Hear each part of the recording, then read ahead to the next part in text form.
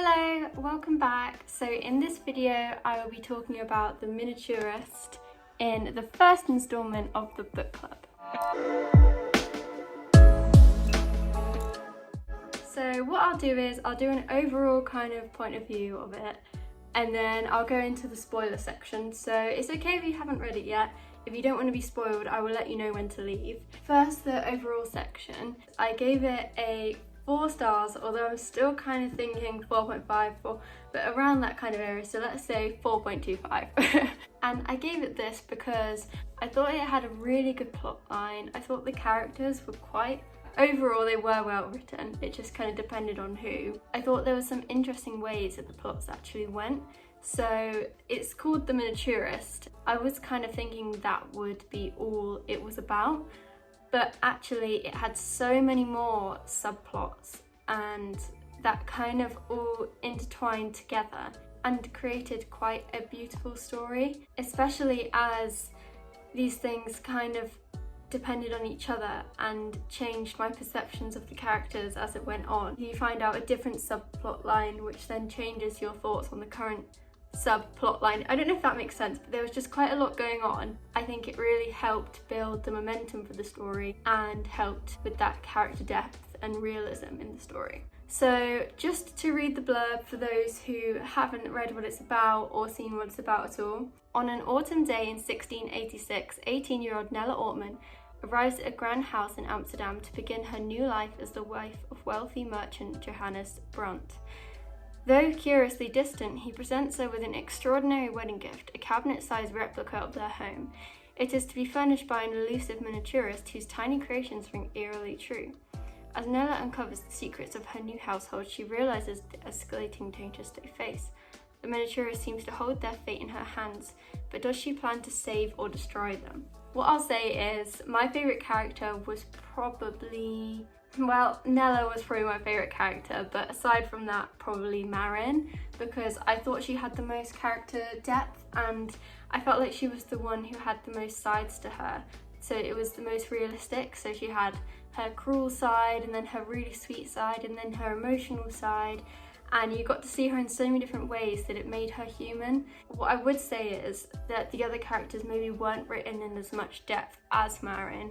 Of course Nella was, because it was her point of view, even though it was third person, it was written in her kind of perspective. Whereas the others, like Cornelia, Johannes, you didn't really get to understand them, and so it was kind of hard to feel emotions for them when things happened and when things were going on in their lives that maybe weren't the best. It was kind of hard to feel sad for them because you don't really know them that well as a person. I think that's it for the section with no spoilers, so I'm now going to move on to going more in depth into the story. So if you don't want to be spoiled, please leave now and I'll see you in the next video. So thanks for watching, but we're moving on to the spoiler section so we can really get into what happens. The first kind of part of the story, she arrives into the house and everyone kind of seems quite cold to her.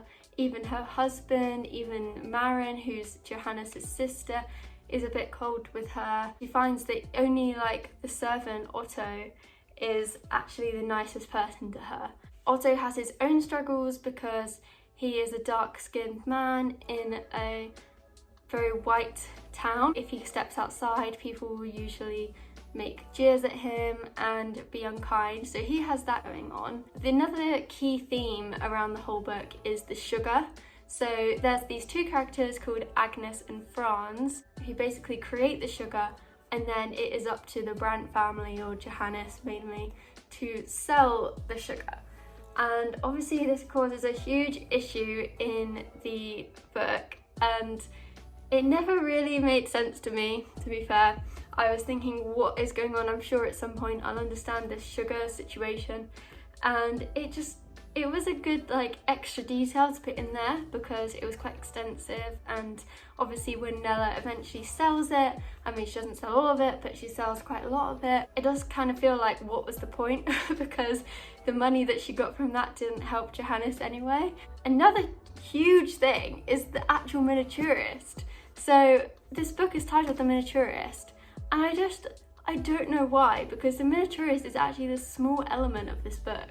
So she'll receive these packages and then she'll be like, oh, okay, so I've got some cakes and a lute, and I just put them in my cupboard and then I go to sleep. And I get it that at some point it's creepy and she's like, oh yeah, now there's a speck of blood on the dog and it's sad.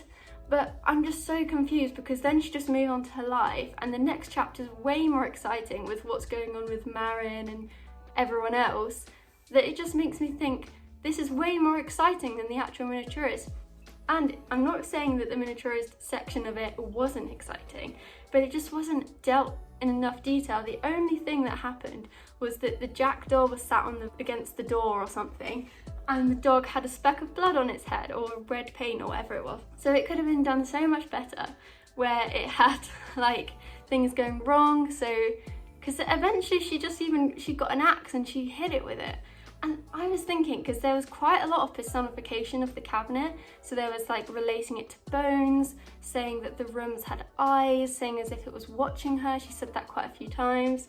So I thought it was going to be something like the cabinet wasn't entirely an object and it kind of had a life of its own. And it wasn't really clear as well how the miniaturist knew all of these things. Especially there was one point where she wrote a letter saying she wanted a Verkeepsel board or something like that. And before she'd even sent the letter, it had arrived in the package. And I'm just thinking, I get it that it's a mystery and I love the mystery and I'd eventually want to find out why. But it was never revealed. Things like that, how did she actually know that the dog, was she looking through the window? I don't mind what it was, I just wanted to know, because they didn't actually say. Yeah, when Nella went to the house and eventually she managed to get in, she spoke to her father and he said, yeah, I did tell her not to do that, but she was always doing what she wanted, or whatever he said. And I was thinking, okay, but that doesn't actually answer the question of how she knew all these things about Nella in her life, and how did that dog get the bit of red on its head? And also, when she went in to see Johannes in the cell, and then she saw the dog and it didn't have the red dot, I was so confused, because can someone please explain what's going on there? Do you think she just imagined it? Is that maybe she's crazy? Was it all in her head? I literally don't know. So another theme in this book was Johannes and Nella's relationship. So in the beginning, he was very cold to her, and we all know why now, or if you don't, you want to be spoiled. We all know why, because Johannes was actually gay. So he dated men or saw men. Even though he was married to Nella, Nella was just kind of a cover-up for the fact that he was gay. And because in that time it wasn't very accepted, and if you were seen to be with a man, you would actually be killed. So he was keeping it secret, and that's why Nella was there. So her presence became apparent.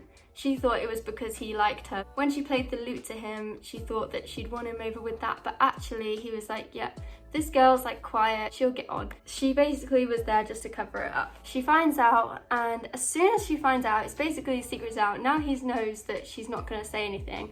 He suddenly becomes a lot nicer to her. Even though he was nicer to her, he still kind of saw her as just a friend, which is kind of sad for Nella, and she did kind of get upset about that. And he'd say things like, you're a wife instead of you're my wife. And I remember in the start when they actually brought the cabinet in, he said to the room that it was just a distraction for Nella, basically. Another thing is the aura of kind of mystery throughout the book, which I'm kind of annoyed about as well, because it never really gets solved. I remember right at the start of the book, she was chatting to Otto. Someone had painted like a trick of the eye on the glass dome on the ceiling to make it look like a sky. And Nella says it's clever, and then Otto said it's a trick.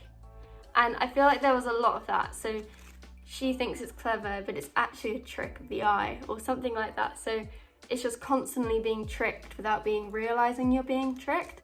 Oh yeah, another thing about the tricks was that every time there seemed to be something wrong, the dogs would growl and back away. So if there was someone that walked in and the dog would like kind of growl at them, especially that miniaturist lady, you always knew she was around when the dogs were growling, as if they can kind of sense the mystery. Another mysterious thing that happened was the pieces that Nella received. She was like, yeah, okay, I'm gonna give this back. She wrote a letter. The first time she said, hello, I don't want these anymore, I'm gonna return these. And then she like gave the letter away. She was like, here you go, Cornelia, go and give this to the miniaturist. I don't want these pieces. And then she sent the letter, and then she goes, oh, I've realised that I didn't actually attach the pieces to the letter to say I'm going to return the pieces with the letter. So she sent this letter, but she forgot to attach the pieces, even though in the letter she says, I don't want these pieces, I'm returning them. And she was meant to take it with them. And I was thinking, is this supposed to be some sort of mysterious thing where the pieces don't want to leave? So even if she really tried, they'd still somehow be there when she like tried to give them back, because that's what I was thinking. And I wouldn't be surprised if that was it, because it's supposed to be that the pieces find their way to her or something like that. And the final kind of mystery was all the noises in the house. Like she'd say, oh, Cornelia, was that you up late again last night? I heard noises in the night. And I remember thinking, there's definitely something going on here, but I literally have no idea what it is. I was thinking, why is Cornelia up in the night? But obviously we find out that the noises in the night are Otto or Marin or whoever it is sleeping in each other's beds. So I don't know who would go into whose, but they'd end up together somehow. And this eventually leads to Marin becoming pregnant. And she gives birth to a little girl who she calls Thea. And it is Otto's skin colour, so you know that it's Otto's. And Otto at this point has run away because of everything with Jack, which we haven't even got onto yet. Basically, because they can't exactly bring in someone to be the midwife, because she's unmarried and children out of wedlock is also forbidden. That was also bad in that day. They basically, Cornelia and Nella, have to try and help Marin give birth to the baby. And what happens is, so she pushes out the baby, but there's a complication because the umbilical cord is still inside her. I don't actually know how this is supposed to be done, but the umbilical cord was still in there, and I think they should have kept pulling, or something more had to come out because there was a hard lump that they felt, but they didn't know what to do. Nella leaves and she says to Cornelia, look, just call someone, we need to keep her alive. When she comes back, unfortunately Marin has died. There was a wet nurse there called Lisbeth, who is now being paid 3 money things a day to wet nurse the baby. But she's also being quiet, so she basically joins the gang, although she isn't very likable, I didn't think. But anyway, moving on to kind of the reason why I voted it 4 stars. As you know, or may not know, I only rate a book 5 stars if I laugh or cry, or I get really, really sad about it. Basically, if I have some sort of large emotion to it. So I was thinking that this book probably should have made me cry with what happened when Marin died, even though she was my favourite character, even though she was probably the best well written. I didn't shed a single tear, and I'm a baby when it comes to books. Usually I cry, and especially, well, to be fair, probably the saddest part was when Johannes was walking into the ocean with the weight around his neck. That was probably the hardest part, because I just felt like, well, this is just so wrong. Like, he doesn't deserve this at all. So I was sad about that, but I didn't cry, and I feel like I would have had Johannes been more well written. So that is why I voted it 4 stars. Another thing which I think is worth mentioning is the constant notes the miniaturist puts into the letters. The first one is, every woman is the architect of her own fortune. I think Nella receives this at a time where she's probably quite shy and timid. I'm struggling to remember, to be honest, but I believe at this point it's probably, I think it was page like 75, it was like definitely below 100, and she probably was still settling in, probably thinking that maybe she doesn't really feel like she belongs there. She feels like everyone's being kind of mean. So every woman is the architect of her own fortune. I'm guessing, now that I can see it from the perspective of like the whole book, I'm thinking that maybe it was kind of foreshadowing what was going to happen next, because we all know that Nella eventually becomes the architect of her own fortune. She kind of takes over the sugar industry when Johannes is in the prison, and she really, really helps get some money back into the family. There was also another note that said, Nella, the turnip cannot thrive in the tulip soil, and she was kind of offended that she was called a turnip, but I'm pretty sure it works out that she was actually the tulip. but it's all quite confusing and I didn't really understand that at all, so I'm just going to move on. But honestly, my favourite quote of the whole thing was something like, "These things were done in the dark so that they can stay in the dark." So crimes that were committed. Oh yeah, there was the murder of the man. So they woke up one day and there was a man who was floating in the lake with ice all over him. And I think it was Marin goes, "These things were done in the dark so that they stay in the dark." I don't know why, but I found that really interesting. So going back to kind of the Johannes and Nella blossoming friendship, it really starts off that he doesn't even want to know her and he wants to distract her. And eventually, when she goes to visit him in the cell, he's really, really glad that she came, and he says that, you know, he's really happy that she's here and she's a really special person to him. And I kind of found that quite a nice arc that it went from kind of, well, I wouldn't say enemies to lover, probably strangers to friends. Yeah, I found that really nice, and especially as well Nella's relationship with Cornelia. So we found out that she was from an orphanage and she was taken in to work as the maid, and she's friends with Hannah, who helped Nella get some sugar. So she worked for like a cake business and they bought quite a lot of the sugar that Johannes needed to sell, although by that point it was too late. Also, can we talk about Agnes and Franz? Sorry, I know I'm going all over the place, but Agnes and Franz were just the most worst people, and Jack. What was wrong with them? They're definitely the villains of the story and they just didn't have any redeeming qualities. So it was just kind of like a villain that didn't even have kind of a twisted why they like this kind of thing, and I just didn't feel like any kind of emotion towards them except hatred. And I was thinking, why can't you just have one thing where you find out that actually the reason they're this way is because they're like being forced to tell lies by someone else or something like that. Even though they knew it was gonna end Johannes's life and break up the whole family and cause chaos, they still did it. So I didn't like them at all. Oh yeah, another thing which I completely forgot about, and I'm really glad I remembered now, is the poor bird, Peebo. What? I literally was so sad. Actually, that was probably one of the saddest moments when, first of all, did he leave? Did someone open the window? Who opened the window? I have no idea. I want to know who did that, because Peebo was so good, he didn't deserve it. But also, why did he leave? I don't know if birds are like loyal to their masters or their owners or whatever.